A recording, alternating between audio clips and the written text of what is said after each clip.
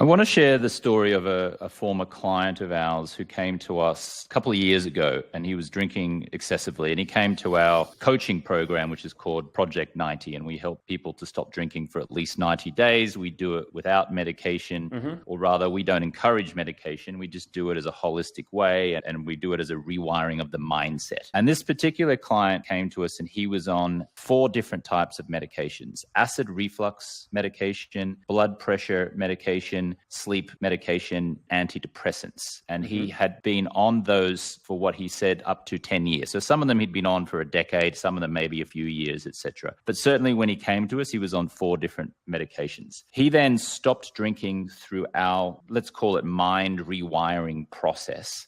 And then over the course of, I think it was 6 or 7 months, if I recall correctly, he got off all medication completely and is now, a couple of years later, sharing with everyone and anyone that he feels amazing. He's lost weight. He hasn't been on any medication for, since he got off it. His life is so much more joy. He's sleeping well. He's not depressed anymore. He has very low stress and anxiety, where once he had high stress and anxiety. So I guess my question is, what are your thoughts? Like, can you attribute just stopping alcohol to him getting off those 4 medications? What's your thoughts on that? It sounds great. That could be really motivating to people that are finding it hard to focus on this like absolute recovery goal and focus more on alcohol. Of course, excessive alcohol use is linked to higher risk of higher blood pressure, acid reflux, poor sleep, and mood symptoms like depression, anxiety. So it could be all those were people treating symptoms of alcohol, but not really addressing the alcohol. So it's probably quite common that people that are heavy drinkers on a daily or regular basis have side effects. They have kind of medical conditions related to that heavy alcohol use. And then that's what your average doctor does. And I want to also fully acknowledge that the physician and medical workforce often ignores, misses, is incapable of, doesn't have time for, whatever it is, they don't recognize or adequately treat a primary alcohol use disorder. And that is very common in primary care. So while I'm saying, we can do all this stuff in primary care, we can also just completely miss the main headline, which is that Mr. B has, a pretty serious alcohol problem, and not much else is going to get a lot better without addressing that alcohol problem. So then the person, through whatever means, but it sounds like not using medication and using, this kind of behavioral approach, the holistic package, is able to make changes, which is awesome. And then they start to lose some of those medical problems associated with the daily drinking. They feel a lot better. Their weight's going down. Their blood pressure's improving. They don't have the reflux, and they can sleep a lot better. They feel better, energy and mood-wise, concentration, diet, sexual function, all that stuff. That's like a huge win. Now, you could have used naltrexone in there to help you with that, but that person didn't, and they did great with the recovery plan that worked for them. So that does not surprise me, in that we more and more recognize all these medical problems that link back to alcohol.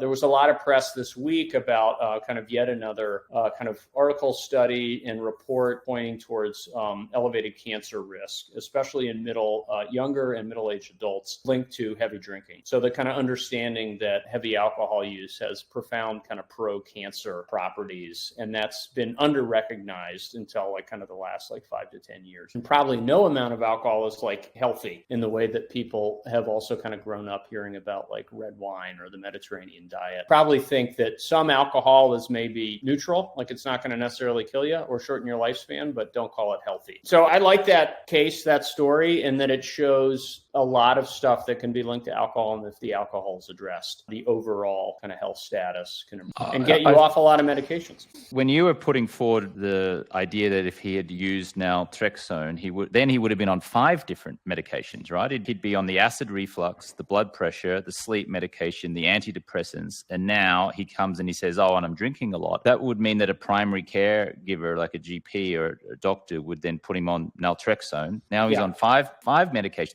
The way I see it, where I'm hearing it, that's a problem. Yeah. That's a big problem. And by your own, and again, I don't want this to come across as I'm criticizing you just because you're a doctor, right? It's easy to just throw all doctors under the bus. But a couple things you said felt alarming to me, because you actually said in primary care, most doctors ignore, miss, or don't have time for primarily treat AUD or identify that an alcohol use disorder is the problem, because someone's coming saying, I've got acid reflux, I've got high blood pressure, I've got sleep problems, I'm depressed. I guess my question is, why the heck aren't primary doctors asking about their alcohol use and just saying, stop drinking alcohol and I don't have to prescribe you 4 different medications?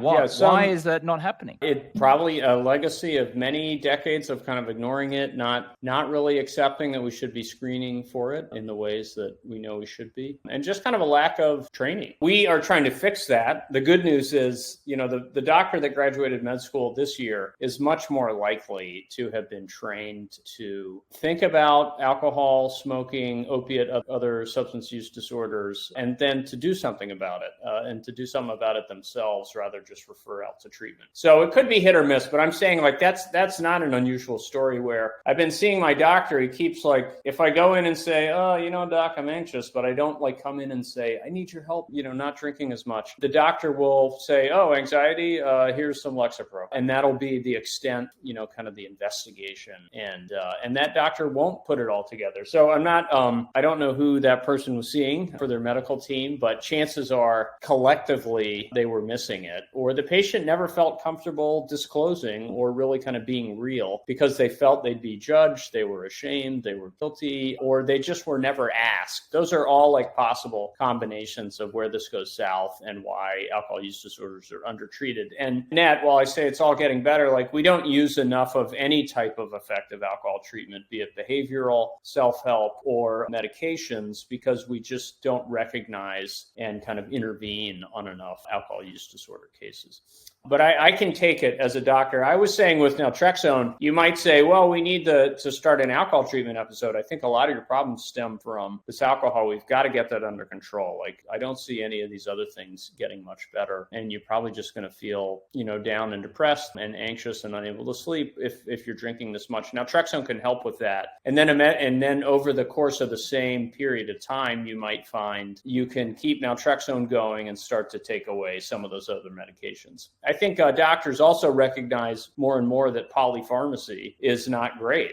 The more meds you add on to the person's list, the fewer they take as prescribed, because none of us can really keep up with proper adherence. The more side effects you get, the more drug-drug interactions you get, and the less sense you can make of anything over time. And especially as people get older, they're more likely to have 7 medications for this, for that, and blah, blah, blah. And we know that that is also a problem. So polypharmacy as we age and for multiple chronic problems is not good either. I totally agree with you.